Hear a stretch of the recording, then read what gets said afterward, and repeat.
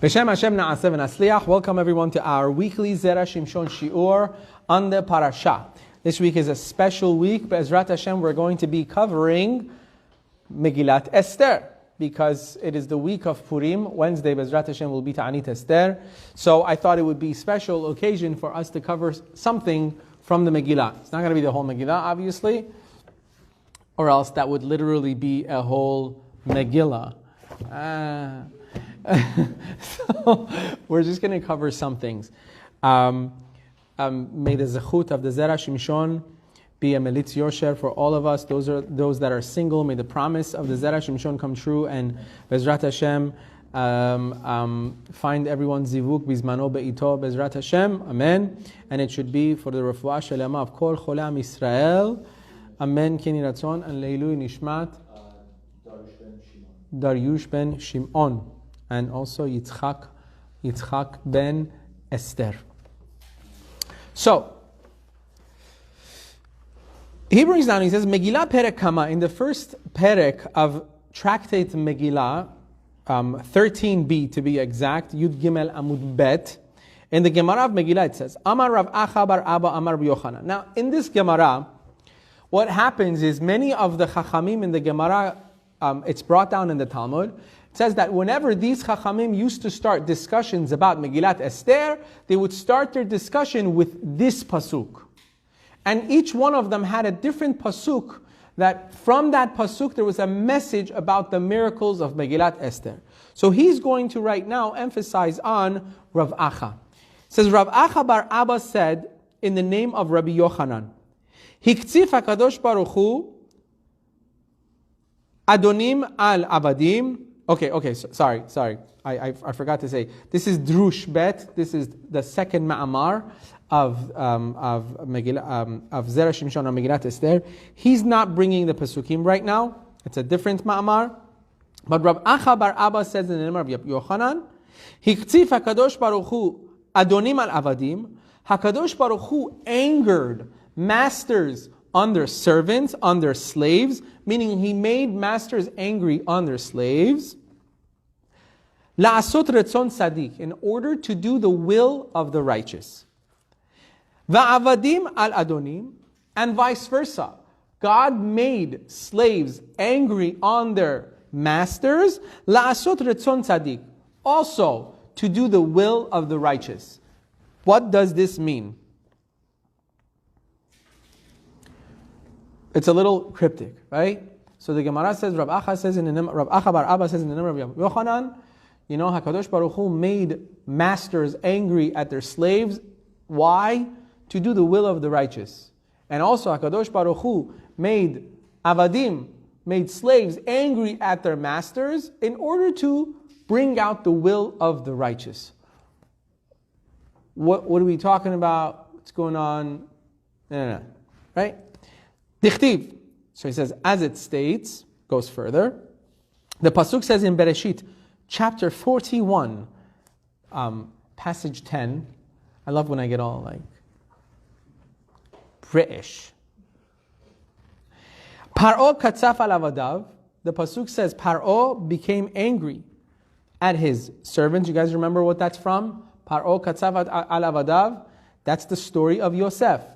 Paro became angry. He was angered by his servants. And he says, why was that? La'asot retzon tzaddik. That happened only to bring out the will of the tzaddik. To fulfill the will of the tzaddik.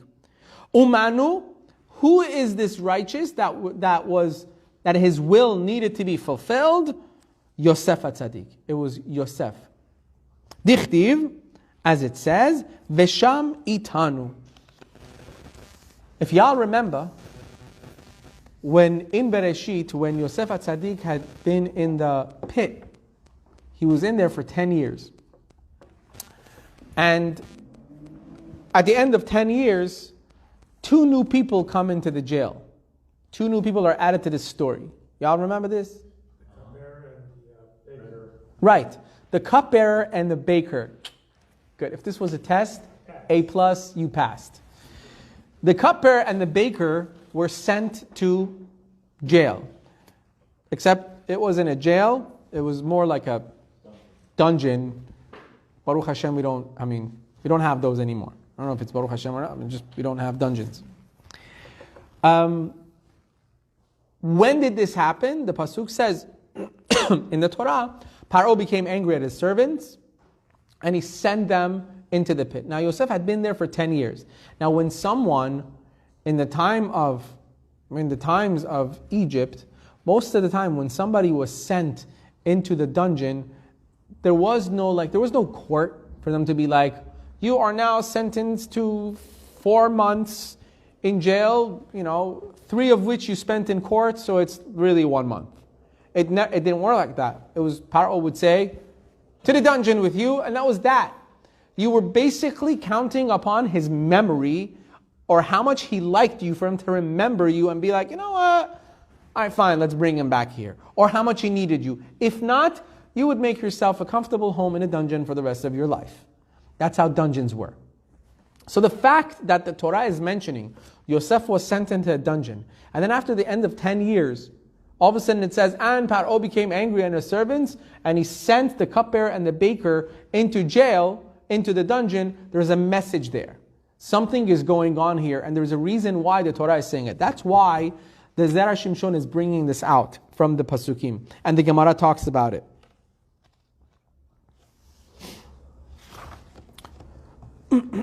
So now, he says, when we say, so that's masters becoming angry at their servants. The Gemara said, masters became angered at their servants to fulfill the will of the tzaddik, of the righteous. Who was that? We already said that was Paro, who became angered with his servants to go into jail with Yosef. What is the example of servants or slaves that were enraged or angered by their master? As it says, Dichtiv, Katzav Biktan Vateresh. Biktan and Teresh became angered. At whom? Achashverosh. That's the story of Megillat Esther. Allow me to explain. Achashverosh, Ahasuerus, I think that's how you say it in English. I think I finally got it. Achashverosh had 2 trusted servants. They weren't really his servants. They were his trusted, I don't know what you call it. They were not just servants. But for the sake of our lesson, they're his servants. And in the story of Purim, they start plotting to get rid of Achashverosh. They start plotting to kill him. Biktan and Teresh. While they're plotting in their own mamalashin, in their own language, Mordechai is standing by and he hears them plotting to kill the king.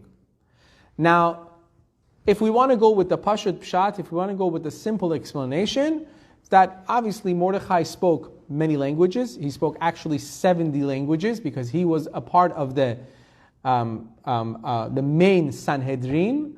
And each person who was he was a Dayan, who was a judge in the main Sanhedrin, one of the requirements was you need to speak all the languages. So you couldn't show off and go, I speak 7 languages, right? It meant nothing. If you were part of the Sanhedrin, one of the things that you needed to have was you need to speak 70 languages fluently. Imagine who you had to be a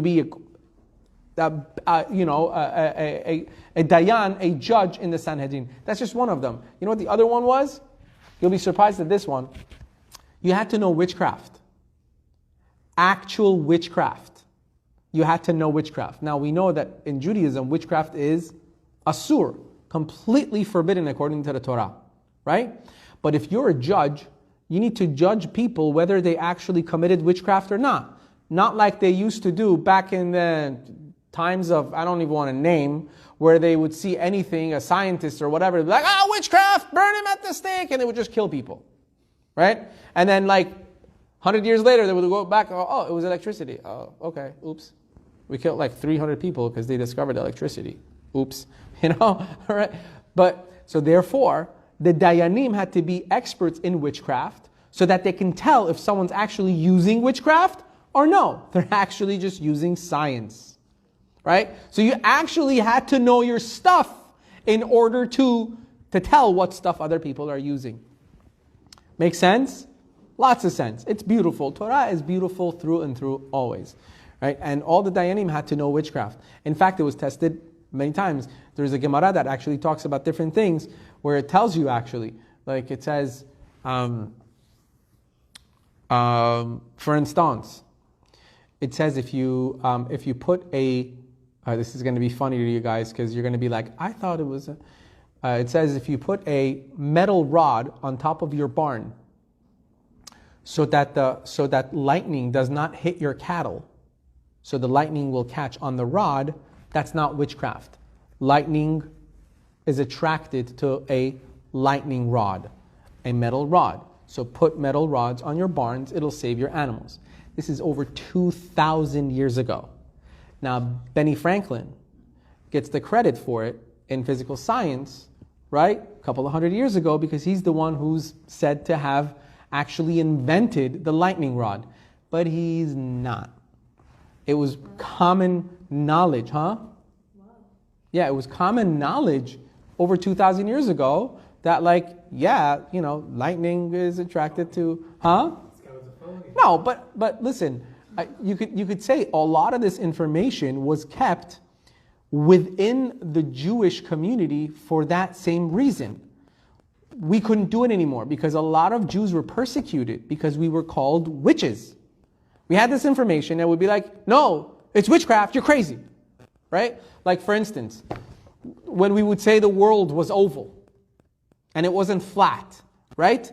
Kings wanted to kill us all the time because we would say the world is actually round. They'd be like, what you talk? You crazy? Look, what part of it looks round? Right now, anybody says the world is flat.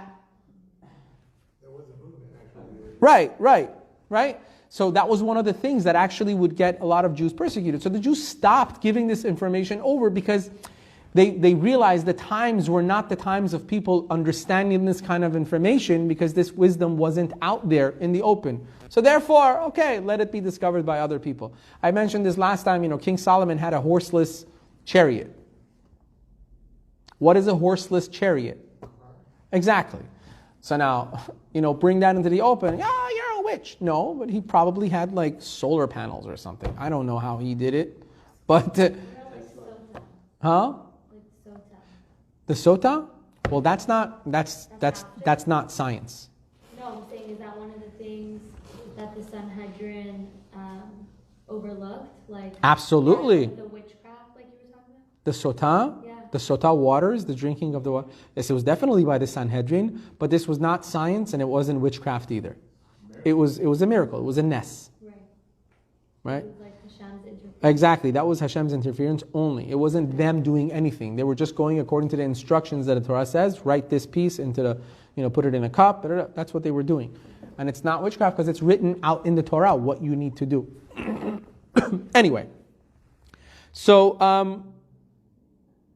Biktan and Teresh plan. How did we get to witchcraft? How did you get me to that? You need to be a witch to know your Okay. Here's how we got to it. Really sorry, those of you that are tuning in. I got it. It was because we said Mordechai had to speak 70 languages. Please. Mordechai spoke 70 languages. The reason he spoke 70 languages was because as a part of the Sanhedrin, as the part of the high court, one of the requirements was you had to have these languages. So Pashut Pshat, on the surface, he needed to know the 70 languages. That's how he understood Biktan and Teresh were planning to kill Achashverosh when they were actually plotting this somewhere close, within the close vicinity of Achashverosh. Right? So Mordechai finds out. So here, the Gemara is saying, we have an example of when avadim, servants or slaves, were angered by their master, or they were angry at their master, but the anger was in order that, what? To fulfill the will of the righteous. In this story, who was the righteous? How many people just said Yosef right now? Wow. I just went through the whole story of Megillat Esther and she goes, Yosef. I think those tests are going a little too far up. Okay?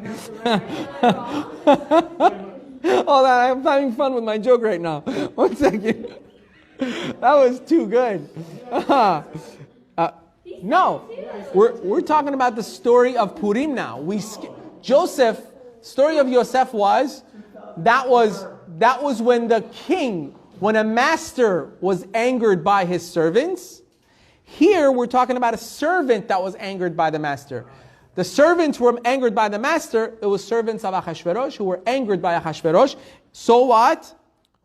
Who's the righteous? Umanu? Mordechai. It was Mordechai. It was in order to fulfill the will of the righteous of that time. Who was that? Mordechai HaTzadik. Now. Sorry, wait. I'm so sorry. But you said that it was meant to, what's it called? Like, Mordechai is a parallel for Yosef in the time of Paro. Right. That's what I was saying. No, seriously. No. Use the test on other people, please. Baruch atah Adonai Eloheinu melech ha'olam shehakol nihya b'dvaro. Sorry, please continue. Oh, I will. But that I'm not going to forget. Okay. So now we see that the Torah alludes to anger in both cases. One case when the anger is coming from a master towards a servant, and in another scenario, the anger comes from the servant towards the master, all for what? To do something or to fulfill the will of a righteous or the righteous. Now he says, this was so far quoting the Gemara. Now he says, Tzarich iyun. This requires understanding. Why? Why was there a need for HaKadosh Baruch Hu to make either of these angry? What was the need for this anger here? Right? Why mention that, you know what? There was a time, if you look at the parallel, Paro got angry at his avadav, at his servants, and therefore they were sent to the same dungeon as Joseph. And because of that, Joseph was later on taken out of the dungeon and he became the viceroy of Egypt. But why do it in that? Why need that? Why do you need to use that route, so to speak? Here too, by the same token, in the story of Purim.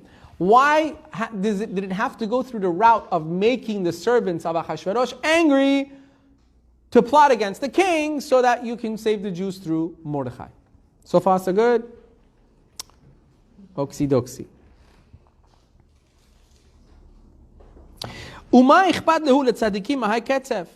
What benefit is there to the righteous from this cause of anger?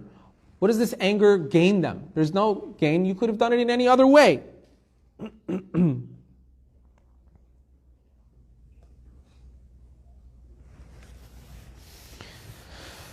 Meaning, what he's asking is,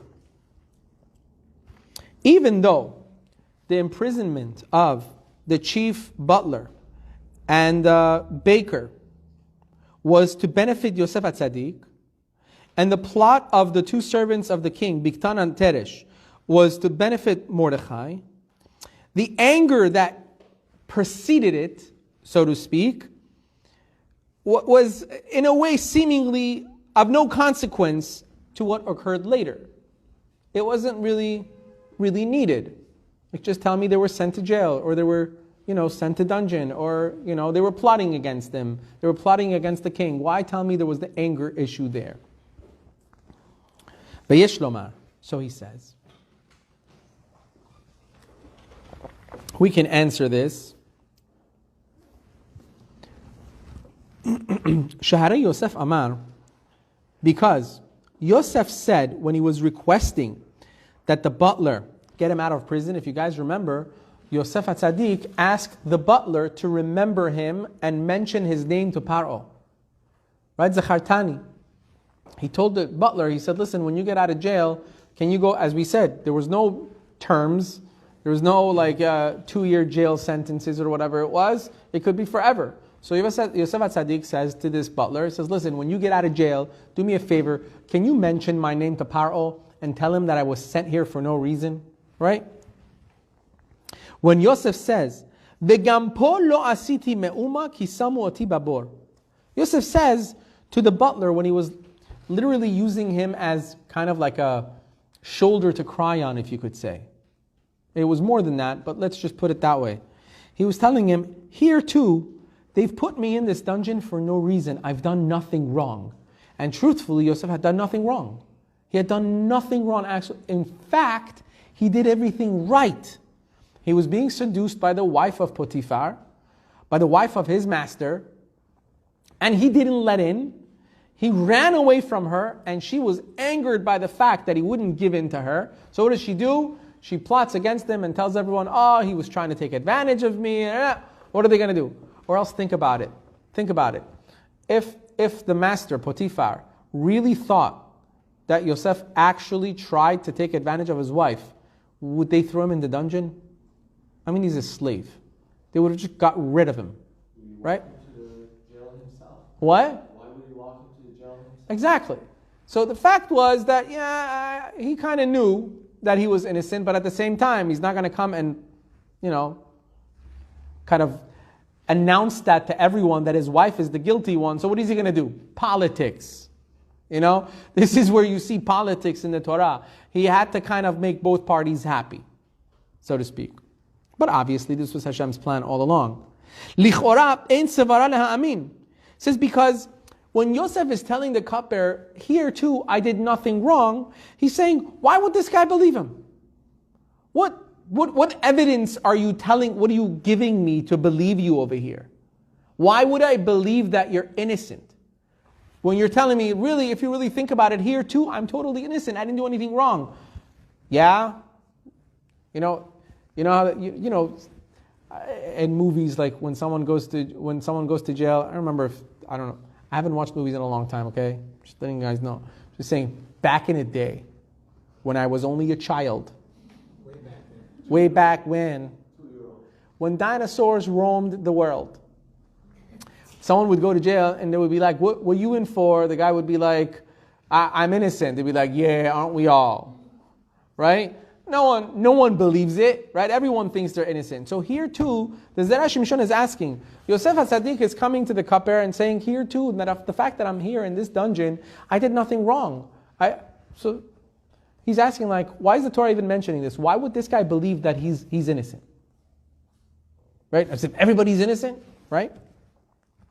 Sha'alo davar yiktzof alav adono, that it was really without cause that Yosef's master became enraged with him. He's really saying that his master got angry for no reason. Vayaskiro bebet hasoar, and threw him into a dungeon. Amram kesherau habriyot. However, something changed.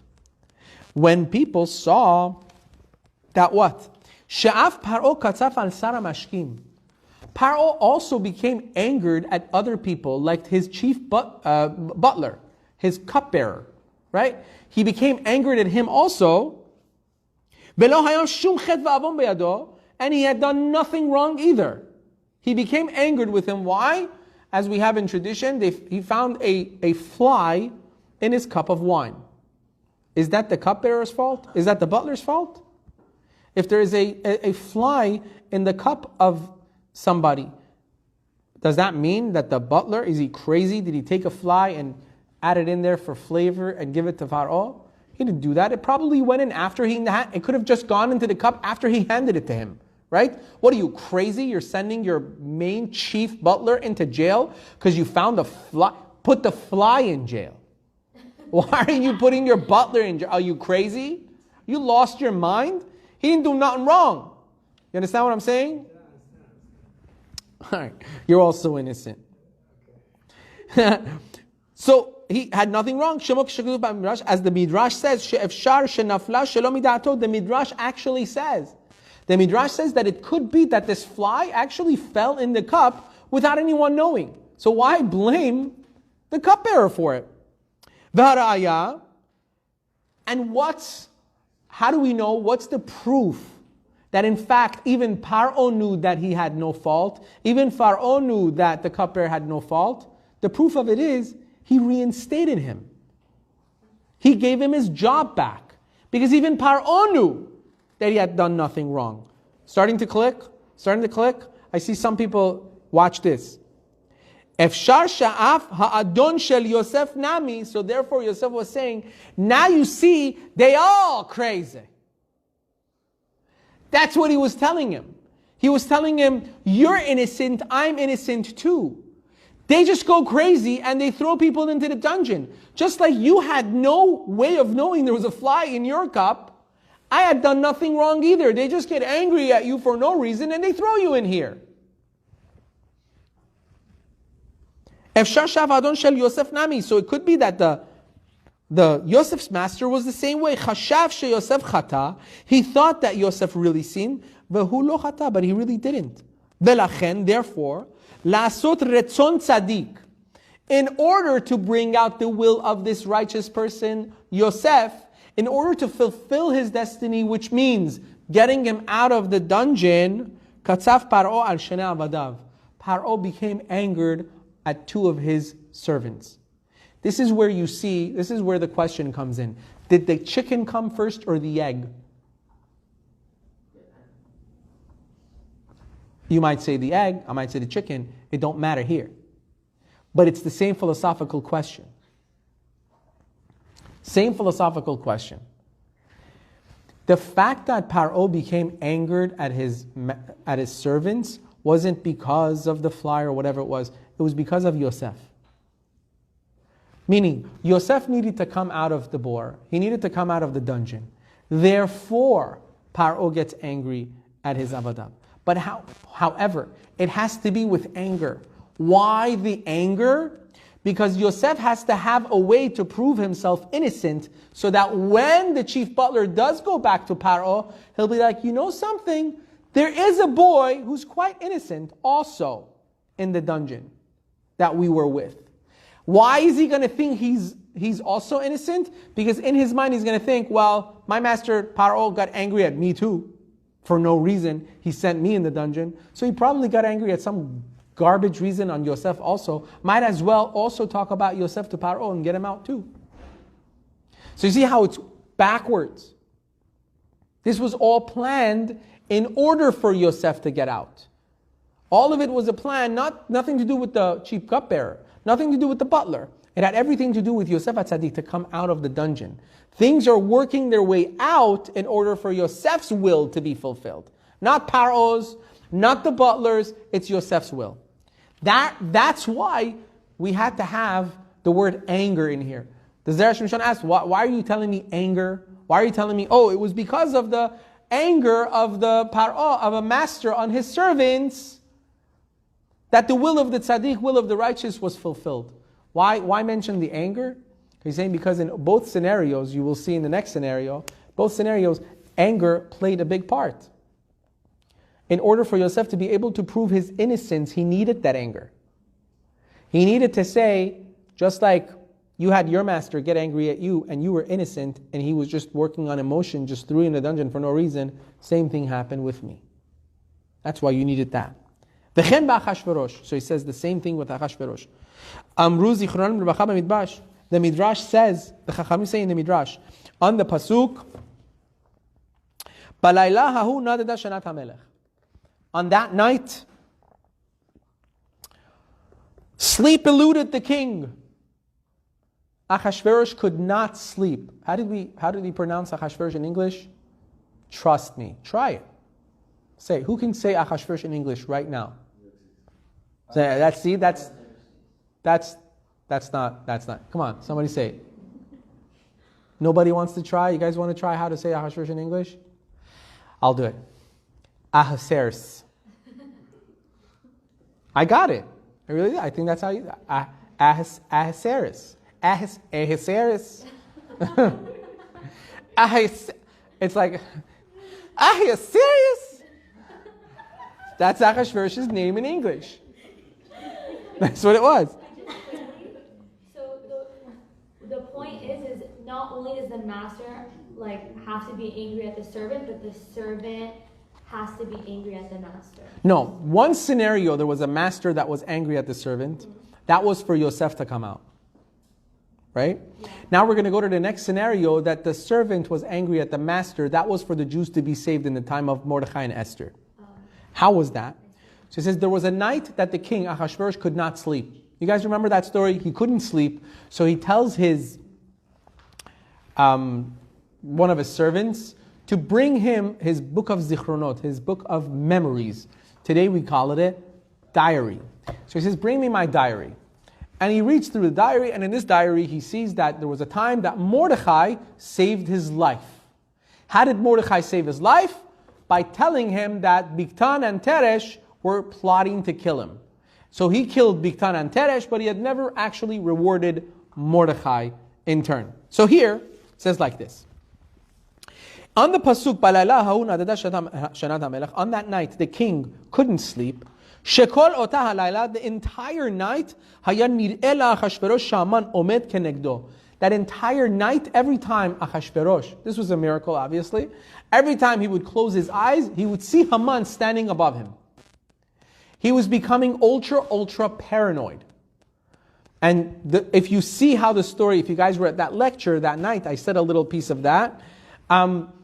He was becoming very paranoid, where he was literally thinking that Haman wants to overthrow him and marry Esther. It was a miracle that was happening by the hands of Hashem, in order for the story of Purim to unfold. But it says that night, every time he would close his eyes, he was very paranoid. He would literally be looking at Haman, trying to take his life. He was standing on top of his head. And he would see Haman with his dagger or his sword drawn in his hand. And the king was extremely distraught. He couldn't sleep. Every time he would sleep, he would dream of Haman trying to kill him. Talk about tormenting somebody. Right? So, therefore, when Haman actually came later on, what did he do? Achashverosh calls Haman in, and he says, tell me something. I just read in my book of memoirs, my diary, that someone did a big favor for me. So tell me something. How would you reward someone that the king really, really adores and he really loves and he really wants to honor him? So Haman says, since they were Persian, I have to do it in a Persian accent. This I can do. They could, was Haman, I don't want to say it. I don't want to say that. So Haman says, my dear king, you want to honor somebody? I have the person for you, and I know exactly what you want to do. Perfect thing to do. Take your kedown. Kedown. Kedown. You don't speak English? Where are you from, my friend? Take your kedown and your wonderful robe, the king's robe, and don't forget your steed. Don't tell me you don't know what a steed is. It's the horse. Horse. The horse. Take your white horse, your steed, and put the man that you want to honor on the horse and go and announce in the street, this is how I honor, this is how the king honors those that he loves, that he wants to honor. Right? Now imagine, Achashverosh at this point thinks Haman wants to overthrow him. Right? And he asks Haman, hey, how do you think someone that wants to get honored should be honored? Now Achashverosh knows that Haman thinks that the king is talking about him. Because Haman thought like, who else would he want to honor? It's me. I mean, I'm his best man. We're buddies. Of course he wants to honor me. Right?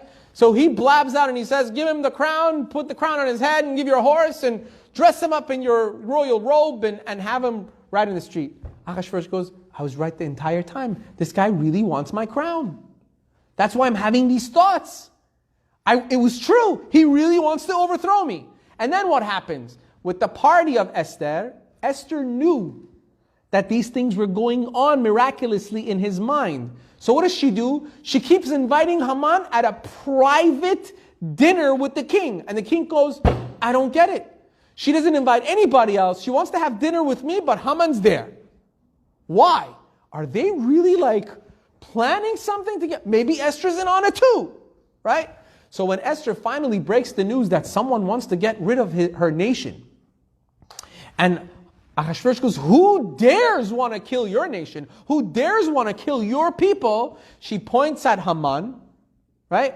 Ahasuerus now is all confused. He doesn't know what to do. Like, oh my God, she just told me she's a Jew. Who do I kill?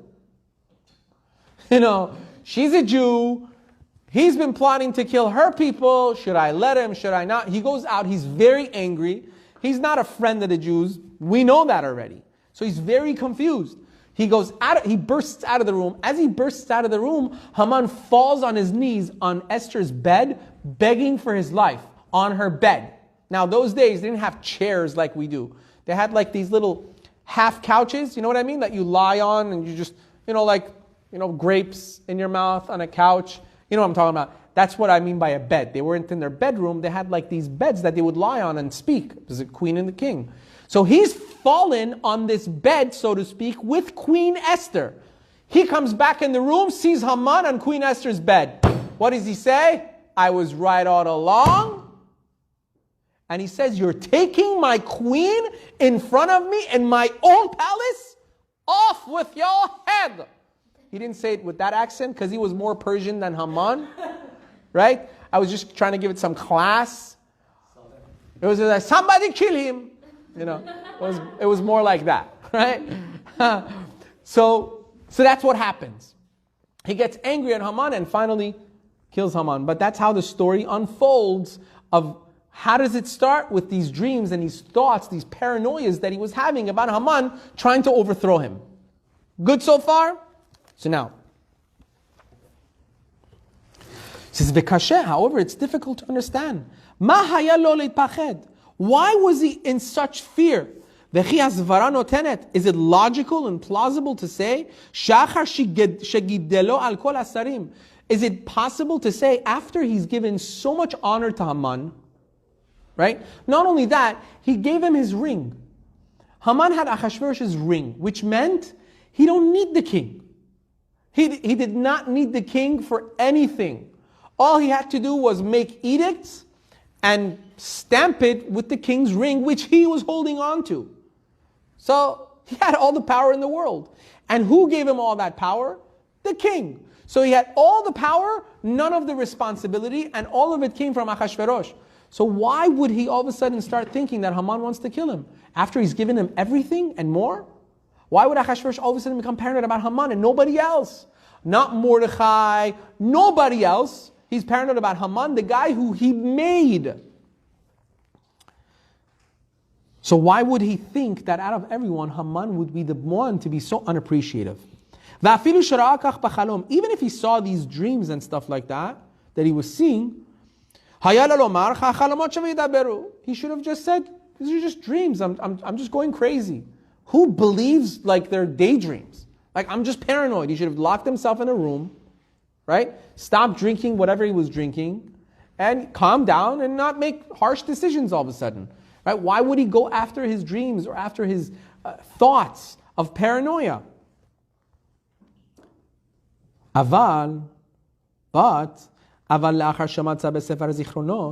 After which he found in the book of his diary that what? Sha'af Bigtan va Teresh, that even Bigtan and Teresh, Shehayu Shenes Serisav ha'ahuvim lo, Bigtan and Teresh were the closest of his assistants.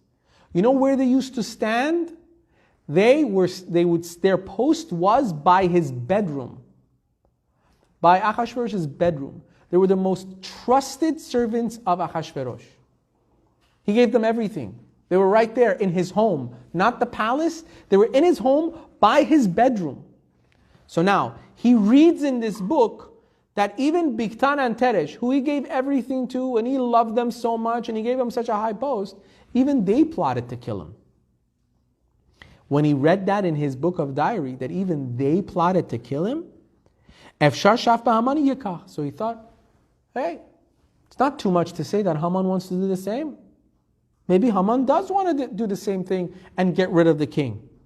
That's why he started having those fears even more. Umishum hachi tzterich shekitzvu ha'avadim al ha'adon. That's why we needed the anger of the servants on the master. Now we understand why the Megillah has to say that the avadav, the servants of the king, became angry at the king. Why? Because if they hadn't become angry at the king, they would have never plotted to kill King Achashverosh. And Mordechai would have never heard about the plot. He would have never told the king that they're trying to plot for him. The king would have never written it in his diary. If he would have never written in his diary at that time that he was feeling the paranoia when he's reading the book, thinking to himself, no, Haman wouldn't want to hurt me. Haman would never do such a thing. I gave him everything. He's family, right? Then he reads in his diary, 2 other people that were literally like his family tried to kill him just a while back. He starts thinking, whoa, back up a second. Maybe not. Maybe Haman does. Maybe these are all power-hungry people. They want to get rid of him. Therefore, the Gemara says, there were times that there was a king that became angry at servants. Why?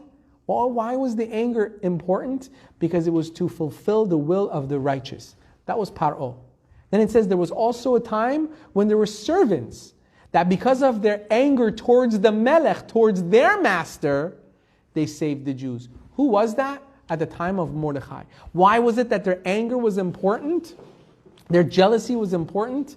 Because if it wasn't because of their anger, Achashverosh would have never thought that anyone would have wanted to get rid of him. And Hashem needed him to think someone's trying to get rid of him. Therefore, he started the story way back when. Things were in motion already. So when we think, 2 of his servants wanted to kill him, we're like, oh, yeah. But then when you see the whole story at once, you go, the 2 servants that wanted to kill Achashverosh, that was all so that Mordechai would come to power and save the Jews years later. Then you see the plot unfold. Then you see the work of HaKadosh Baruch Hu. Umishum hachi says, this is why we need that anger in those pasukim. La'asot retzon Mordechai. It was in order to fulfill the desire of Mordechai. Deilav hachi, because if it wasn't so, Achashverosh would have never paid attention to these dreams and his thoughts. He would have said, I'm just having paranoid thoughts. And why would my own wife plot against me with that? But then he thought, it's happened before. And it came out true. So therefore, the entire story of Purim could be explained through this ma'amar. The entire story of Purim. Why? Because the entire story of Mordechai and Esther and Purim was what? It was all hidden miracles, what meets the eye, what you see out in the open, you have no idea what it is. Okay, 2 servants plotted against their king. Happens all the time. Until years later you realize, if it wasn't because of those 2 plotting against the king, there might have not been a Jewish nation today. So really those 2 plotting against their king was a master plan unfolding without anyone knowing it. How Mordechai had to be at the right place at the right time to hear them plotting against the king so that he can come and tell the king in his own name and so on and so forth. This is the entire story of Purim, and the story of Purim is the story of every person's life. Everything that occurs in our lives, every minute detail is a piece of a puzzle in God's ultimate plan. We just don't see it. I didn't get into that college. God hates me. Right? Imagine if Achashverosh would be like, my 2 best trusted servants wanted to go, God hates me. No, actually, it worked out very well for him. Right? Everything worked out very well. In the story of Purim, you don't see it right away. And that is a message that is for all of time. For every single individual to understand, you don't see what's happening in your life. You're smack in the middle of the movie. Have you ever walked into the movie theaters right in the middle? And then having to keep asking people next to you, hey, why did that guy just do that? What's going on? And I'm like, dude, you just got here, bro. You missed 45 minutes of the movie. You don't even know you know what I mean? Right? It's the same way when we ask questions like, why did that have to happen? God's sitting up there and go, listen, buddy, you're about 5,700 something years late in this movie. There's things that I planned literally 4,000 years ago that's planning out now. So don't be asking questions why you didn't get into that college right now, because it's in the master plan. There is a reason why you couldn't get into that college. There's a reason why you had to break up with that person. There is a reason why it had to be a breakup, and it couldn't be just like, hey, why? Sometimes we ask like, okay, a breakup, I understand, but why did it have to be so bad? Right? You never know. Maybe it's something we're supposed to learn from that situation. Maybe it's a lesson for life. Maybe it's a hint for us to make different kinds of decisions, and it wouldn't have made its mark unless it really, really, really made you think. So many different things happen every single day. Smallest little details happen in your life. You don't realize how God's literally putting things in front of you. Not that He's controlling our decisions, chas v'shalom, but things have to happen in the world, and we are His messengers. I never forget. One time, this is the simplest way I can put it. One day, I was in those days, in the time of the dinosaurs, I was running clubs at UCLA. Jewish club, Hebrew club. No, not a comedy club. We had a Jewish club at UCLA. I would go there like on Mondays and Thursdays. It was like a, college campus club thingy. Blah, blah, blah. So one day, I was running really late to go to UCLA. And I'm running up, at that time I was in an apartment. It's a Persian thing, right? What? It's a Persian thing. What? Late? Late thing? Yeah. So when I say I was late, I was like triple late. So yeah, so I'm running up the stairs of my apartment to grab, like my wife used to pack my lunch for me, right? I was coming from shul, from shacharit, so I had to go upstairs, and all I had to do is I had my bag of talit and tefillin with me. This was how I did it every day. I would put my bag of tefillin on the table, take my lunch, go to my car, go to where I need to go. This day, I run up with my tefillin bag. I put my tefillin bag down, I take my lunch, and I come back down into the car. I put it down and I realize, oh my gosh, I put my tefillin bag down, I took my lunch, I took my tefillin bag again, and I brought both of them back into my car. And I'm sitting there going, oh my gosh, I brought my tefillin bag back with me, now it's going to be in the car. And it has happened before with me, where I left a bag in my car and they broke my glass to see what's in my bag, and they stole my bag from my car. So now I'm going to park my car someplace, and I don't know what's going to happen.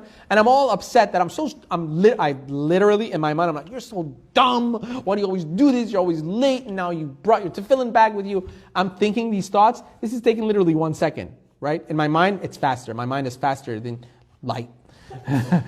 So I'm thinking this, I get a text. I remember who the text was from also. And the text was, Rabbi, can you bring your tefillin to UCLA? I forgot to wrap today. And then I'm sitting in the car going, I'm not so dumb after all. I meant to bring my tefillin bag back because I knew some people would need it. Right? This was just a small, I never forget this scene. It was such a small thing, but it was huge.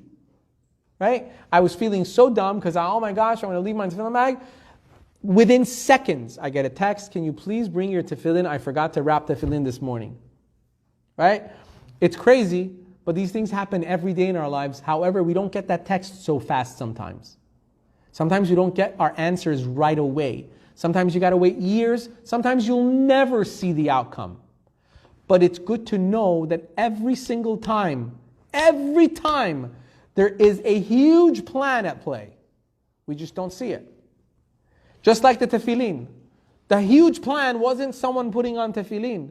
God only knows what the outcome of that days of tefillin for that boy was. God only knows what was caused by it. So the next time something happens, there's a better positive outlook for us to have. That, things happen, but Baruch Hashem, just like the story of Purim, everything will fall in place one day. Baruch Adonai le'olam, amen, amen.